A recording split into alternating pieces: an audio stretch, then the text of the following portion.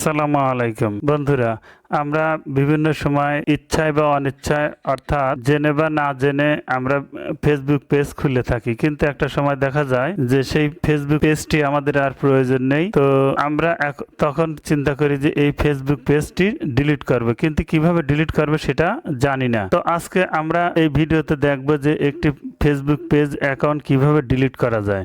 তো কথা না বাড়িয়ে চলুন শুরু করা যাক।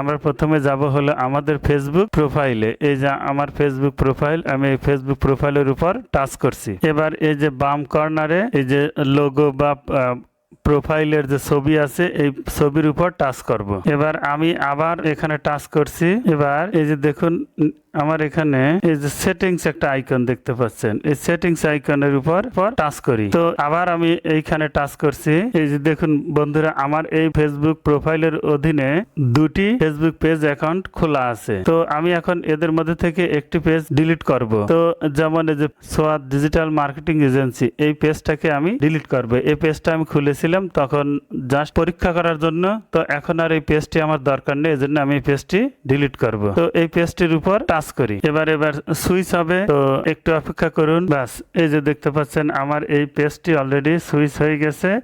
অর্থাৎ আমার যে প্রোফাইল ছিল সেই প্রোফাইলের অধীনে যে পেজটা খোলা ছিল সেই পেজটা এখন আমার এই ফেসবুকে শো করছে। তো আপনারাও এইভাবে ঠিক একইভাবে আপনাদের যে প্রোফাইলের অধীনে পেজ আছে সেই পেজটিকে আগে সুইচিং এর মাধ্যমে ওপেন করে নেবেন। তো আমি এবার এই পেজের যে প্রোফাইল লোগো আছে এই লোগোর উপর টাচ করি। এবার এই যে দেখুন এখানে সেটিংস আইকন দেখতে পাচ্ছেন, এই সেটিংস আইকনের উপর টাচ করি। এবার স্ক্রল করে নিচে আসি। নিচে দেখতে পাচ্ছেন একটা অপশন আছে অ্যাক্সেস এন্ড কন্ট্রোল। এই যে সেটিংস আইকন কৃতির একটা অপশন আছে। তো এই অপশনের উপর টাচ করি। এবার এরকম একটা ইন্টারফেস আসবে, ডিঅ্যাক্টিভেশন এন্ড ডিলিট। এই যে দেখুন উপরে ডিঅ্যাক্টিভেশন এন্ড ডিলিট। এবার এখানে দেখুন দুটি অপশন আছে, ডিঅ্যাক্টিভ পেজ, অর্থাৎ এই পেজটাকে যদি আমি ডিঅ্যাক্টিভ করতে চাই তাহলে উপরেরটা দিয়ে কাজ করতে হবে, আর ডিলিট পেজটা দিয়ে আমি এই পেজটাকে ডিলিট করতে চাইলে তাহলে নিচের অপশনে টাচ করতে হবে। তো আমি নিচের অপশনে টাচ করলাম। এবার এই যে কন্টিনিউ নামক যে অপশন আছে কন্টিনিউ অপশনে টাচ করি। এই যে এখানে বিভিন্ন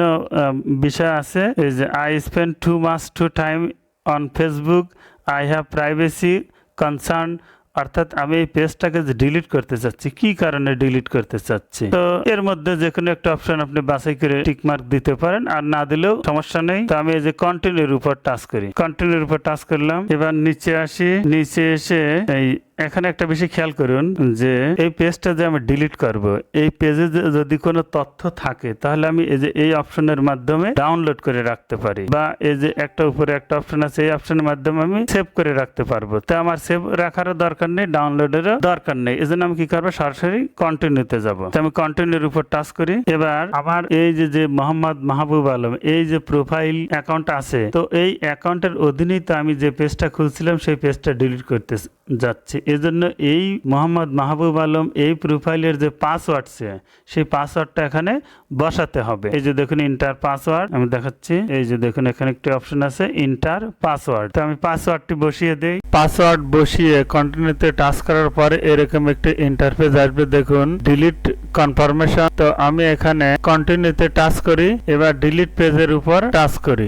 তো বন্ধুরা, আমার এই ভিডিওটি যদি আপনাদের ভালো লাগে তাহলে অবশ্যই লাইক, কমেন্ট, শেয়ার এবং সর্বোপরি সাবস্ক্রাইব করবেন। তো আজ আর নয়, কথা হবে পরবর্তীতে কোনো এক ভিডিও নিয়ে ইনশাল্লাহ। ততদিন পর্যন্ত ভালো থাকুন। আল্লাহ হাফেজ।